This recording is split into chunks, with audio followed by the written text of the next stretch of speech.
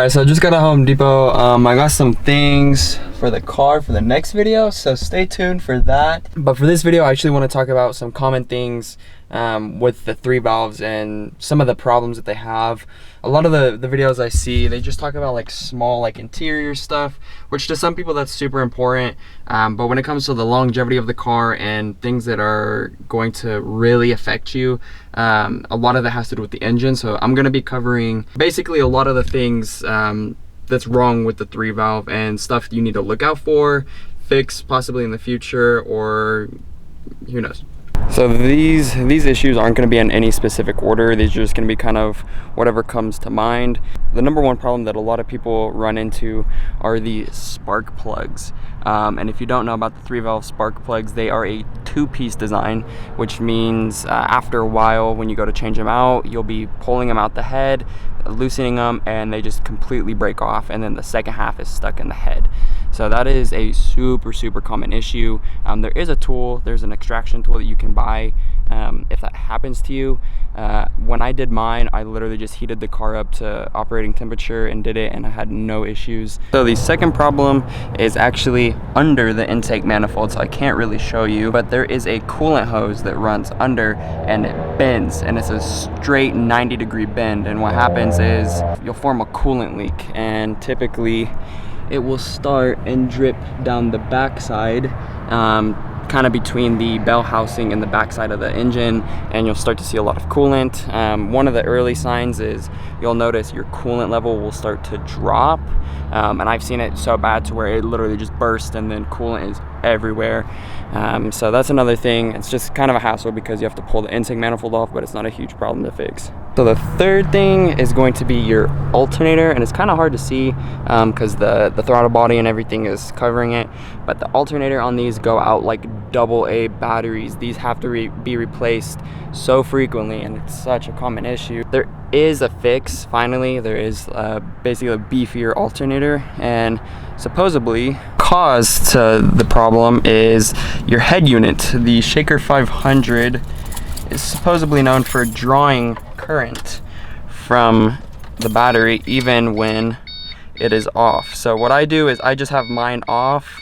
I don't even really use it because I don't even have an aux, so I just leave the radio off, and I haven't had any issues with it. So that's kind of an easy fix. It's just something annoying that you have to remember to do before you get out the car. I think this is number 4. This is actually having to do with the valve cover. So underneath the valve cover, you have your head assembly, obviously, and that consists of your cam, your lash adjusters, roller followers, you know, etc., etc. So the most common issue with the head assembly is your cam phasers, your lash adjusters, and the roller followers. Those typically are the most common issues on these cars. If you look up 3 valve tick, there are thousands of videos of some insane noises that this engine makes as soon as those fail. So that is something to look out for. It sucks because it's a really common thing and it's very expensive to fix if you don't know how to do it yourself. Yeah, if you can do it yourself, it's not too easy. It just sucks because to get to the lash adjusters, you do have to take the cam out, or at least loosen it to where you can pull it up just a tad bit. So number 5 on this list is going to be the timing chain tensioners, and I believe this is just a modular kind of engine problem across Ford. I don't think this is strictly a 3 valve issue. But the gasket on the tensioners are super thin, and they're basically known for blowing out kind of whenever. I mean, on this car, they went out at like 52,000 miles, and they had to be replaced. The symptoms of that are just like a really harsh rattling noise when starting the car up. It will literally only last 1 or 2 seconds, and then that's it. So it's kind of a scary thing because people can just think it's a small issue when in reality it could jump timing, skip a tooth, and then grenade the entire engine. So that is something else to really look out for. Me personally, I did have to go through this, and it does suck, but it's okay because it kind of gives you an opportunity to fix everything while you're in there. So number 6 is actually really difficult to show, and I can't because it's physically inside the engine, but number 6 is going to be the oil pump on these cars, and the oil pumps are garbage. They are terrible. They do not produce enough pressure, and that's why you have so many issues with your cam phasers, the lash adjusters, the roller followers, basically everything that relies on pressure within the engine just suffers, and that all has to do with the oil pump. And Melling makes an upgraded oil pump, which is amazing because it fixes everything. As soon as I put in the Melling oil pump, everything just quieted down.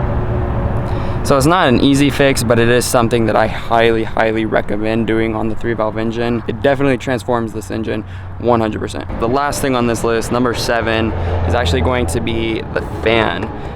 So this car can actually overheat pretty easy, and the reasoning behind it is there is a sensor that goes to the fan to tell it when to kick on and turn off, and that little sensor basically burns out because of it overheating, and it burns the electrical connection, which then it won't trigger the fan on or off, which causes the engine to heat up. So it's a really annoying fix because it's just the smallest thing, but it is pretty easy to do. It's just one of those things where it's like, why not fix it from factory? So other than that, those are kind of the biggest concerns I would have when looking at this car. The interior is kind of squeaky, but it's the 2005 car.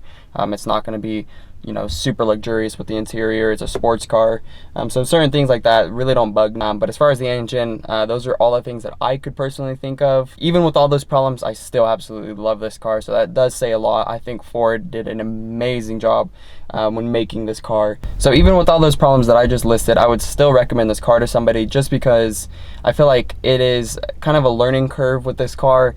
You do get to learn a lot when it comes to working on it, which is super nice. I feel like knowledge is super valuable. But yeah, that's gonna wrap it up for this video. So if you like this video, please leave a thumbs up and subscribe if you want to see more.